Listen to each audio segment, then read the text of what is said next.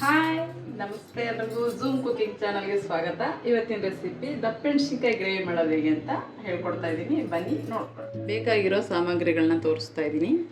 ದಪ್ಪಮೆಣಸಿನ್ಕಾಯಿ 2 ಹಾಕ್ಕೊಂಡಿದ್ದೀನಿ. ಈ ಥರ ಸಣ್ಣದಾಗಿ ಹಚ್ಚಿಟ್ಕೋಬೇಕು ಉದ್ದುದಕ್ಕೆ. ಒಂದು ದಪ್ಪದು ಈರುಳ್ಳಿ ತೊಗೊಂಡಿದ್ದೀನಿ, ಅದು ಅಷ್ಟೇ ಸಣ್ಣಗೆ ಈ ಥರ ಉದ್ದುದಕ್ಕೆ ಹಚ್ಚಿಟ್ಕೋಬೇಕು. ಒಂದು 3 ಸ್ಪೂನಷ್ಟು ಕಡಲೆ ಬೀಜ ಹಾಕಿದ್ದೀನಿ. 1 ಟೀ ಸ್ಪೂನು ಅಚ್ಚಕಾರ ಪುಡಿ, 1 ಟೀ ಸ್ಪೂನ್ ಧನಿಯಾ ಪುಡಿ, ಒಂದು 6 ಒಣಮೆಣಸಿನ್ಕಾಯಿ, ಸ್ವಲ್ಪ ತೆಂಗಿನಕಾಯಿ, 1 ಗೆಡ್ಡೆ ಬೆಳ್ಳುಳ್ಳಿ, ಒಂದು 4 ಪೀಸ್ ಶುಂಠಿ, 1 ಟೀ ಸ್ಪೂನು ಜೀರಿಗೆ, ರುಚಿಗೆ ತಕ್ಕಷ್ಟು ಉಪ್ಪು, ಒಂದು 3 ಟೀ ಸ್ಪೂನಷ್ಟು ಮೊಸರು ಹಾಕೋಣ. ಮೀಡಿಯಮ್ ಸೈಜು ಒಂದು 4 ಟೊಮೊಟೊ ತೊಗೊಂಡಿದ್ದೀನಿ, ದಪ್ಪ ಕಟ್ ಮಾಡಿರೋದು. ಈಗ ಮಾಡೋ ವಿಧಾನ ನೋಡ್ಕೊಳ್ಳೋಣ. ಮೊದಲಿಗೆ ಸ್ಟವ್ ಹಚ್ಕೊಳ್ಳೋಣ. ಈಗ ಬಾಣಲೆ ಇಟ್ಕೊಂಡಿದ್ದೀನಿ. ಒಂದು 2 ಸ್ಪೂನಷ್ಟು ಎಣ್ಣೆ ಹಾಕ್ಕೊತಾ ಇದ್ದೀನಿ. ಈಗ ಕಡಲೆ ಬೀಜ ಹಾಕ್ಕೊತಾ ಇದ್ದೀನಿ.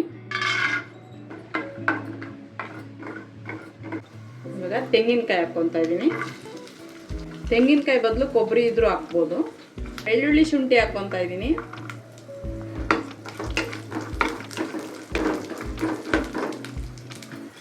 ಈಗ ಒಣಮೆಣಸಿನ್ಕಾಯಿ ಹಾಕ್ಕೊತಾ ಇದ್ದೀನಿ. ಎಣ್ಣೆಲಿ ಫ್ರೈ ಮಾಡಿದಷ್ಟು ಟೇಸ್ಟ್ ತುಂಬ ಚೆನ್ನಾಗಿರುತ್ತೆ.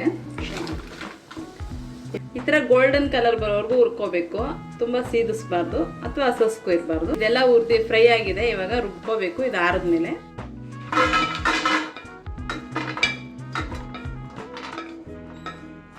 ಅದೆಲ್ಲ ತಣ್ಣಗಾದ್ಮೇಲೆ ರುಬ್ಕೊಳ್ಳೋಣ. ಅದಕ್ಕೆ ಮುಂಚೆ ದಪ್ಪಮೆಣಸಿನ್ಕಾಯಿ ಹುರ್ಕೋಬೇಕು. ಅದೇ ಬಾಣಲಿಗೆ ಇನ್ನೊಂದು ಸ್ವಲ್ಪ ಎಣ್ಣೆ ಹಾಕ್ಬಿಟ್ಟು ದಪ್ಪಮೆಣಸಿನ್ಕಾಯಿ ಹುರ್ಕೊಳ್ಳೋಣ.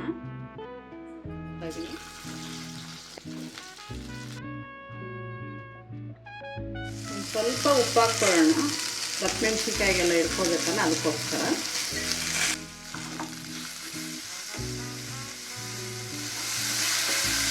ಅರ್ಧ ಹುರ್ಕೊಂಡಿದ್ದೀನಿ, ಸಾಕಿವಾಗ. ಇದು ತಣ್ಣಗಾಗಿದೆ. ಈಗ ರುಬ್ಕೊತಾ ಇದ್ದೀನಿ.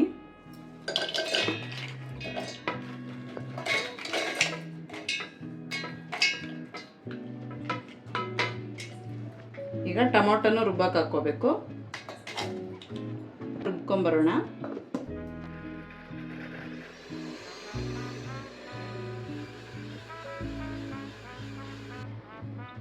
ಈಗ ಇದು ರುಬ್ಬಿದ್ದಾಗಿದೆ ನೋಡಿ. ಈ ಥರ ನೈಸಿಗೆ ರುಬ್ಕೋಬೇಕು.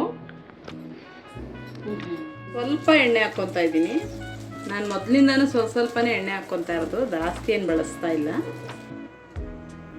ಈರುಳ್ಳಿ ಹಾಕ್ತಾ ಇದ್ದೀನಿ.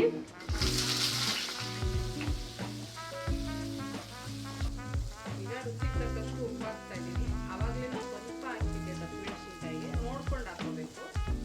1/4 ಟೀ ಸ್ಪೂನ್ ಅರಿಶಿನ.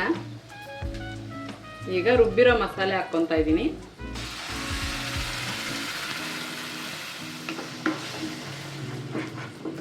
ಧನಿಯಾ ಪುಡಿ, ಅಚ್ಚಕಾರ ಪುಡಿ ಹಾಕ್ಕೊತಾ ಇದ್ದೀನಿ. ಇದೆಲ್ಲ ಎಣ್ಣೆ ಬಿಟ್ಕೊಳ್ಳೋವರೆಗೂ ಫ್ರೈ ಮಾಡ್ಕೋಬೇಕು.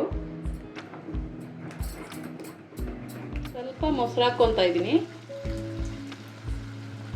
ಇದು ಎಣ್ಣೆ ಬಿಟ್ಕೊಂಡ್ಮೇಲೆ ಮೊಸರು ಹಾಕ್ಕೋಬೇಕು. ನೋಡಿ, ಇಲ್ಲೆಲ್ಲ ಎಣ್ಣೆ ಕಾಣಿಸ್ತಿದೆ ಅಲ್ಲ, ಎಣ್ಣೆ ಬಿಟ್ಟಿದೆ, ಅದಕ್ಕೆ ಹಾಕಿದ್ದೀನಿ.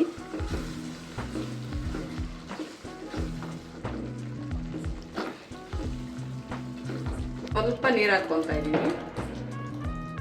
ಇದು ಒಂದು ಕುದಿ ಬರ್ತಿದ್ದಂಗೆ ದಪ್ಪಮೆಣಸಿನ್ಕಾಯಿ ಹಾಕ್ಕೋಬೇಕು. ಇವಾಗ ದಪ್ಪಮೆಣಸಿನ್ಕಾಯಿ ಹಾಕ್ಕೊತಾ ಇದ್ದೀನಿ.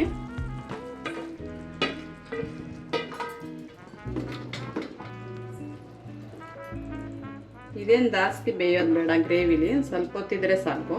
ಗ್ರೇವಿ ಇಷ್ಟೇ ಗಟ್ಟಿಗಿದ್ರೆ ಚೆನ್ನಾಗಿರುತ್ತೆ ಟೇಸ್ಟು. ಇನ್ನೂ ನೀರು ಹಾಕ್ಬಿಟ್ರೆ ಸಾಂಬಾರು ಥರ ಆಗುತ್ತೆ.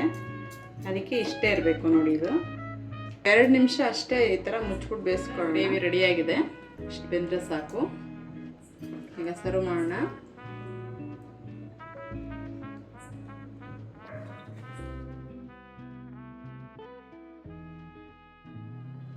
ಈಗ ದಪ್ಪಮೆಣಸಿನ್ಕಾಯಿ ಗ್ರೇವಿ ರೆಡಿಯಾಗಿದೆ. ಹೇಗಿದೆ ಅಂತ ತಿಂದು ನೋಡೋದ.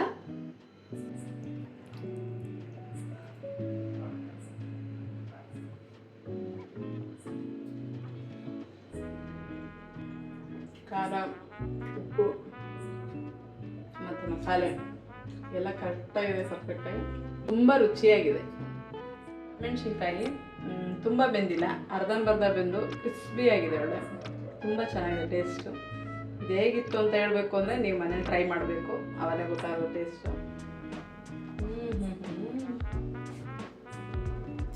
ಮತ್ತು ಯಾರೆಲ್ಲ ಹೊಸ್ದಾಗಿ ನೋಡ್ತಾ ಇದ್ದೀರಾ ಸಬ್ಸ್ಕ್ರೈಬ್ ಮಾಡ್ಕೊಳ್ಳಿ. ವಿಡಿಯೋ ನೋಡ್ತಾ ಇರೋರು ಫಸ್ಟ್ ಎಲ್ಲ ಕಾಮೆಂಟ್ ಮಾಡಿ, ಹಾಗೆ ಶೇರ್ ಮಾಡಿ, ಮನೇಲಿ ಟ್ರೈ ಮಾಡಿ ಹೇಗಿತ್ತು ಅಂತೇಳಿ ಕಮೆಂಟ್ ಮಾಡಿ. ವಿಡಿಯೋ ನೋಡಿದ್ದಕ್ಕಾಗಿ ಧನ್ಯವಾದ. ನೆಕ್ಸ್ಟ್ ಡೇ ಸಿಗ್ತೀನಿ. ಬಾಯ್. ಹಾಯ್, ನಮಸ್ತೆ ಎಲ್ರಿಗೂ. ಸಣ್ಣ ಆಯ್ತಾ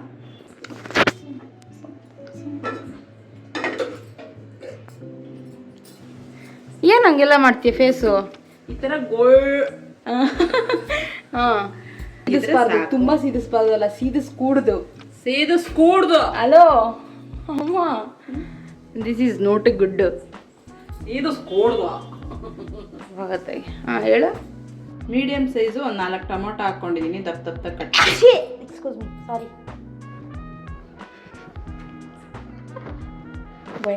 ಗಂಧ ತೆಗೆದಿರೋ ಥರ ಇರಬೇಕು. ಹೇಳು. ಗಂಧ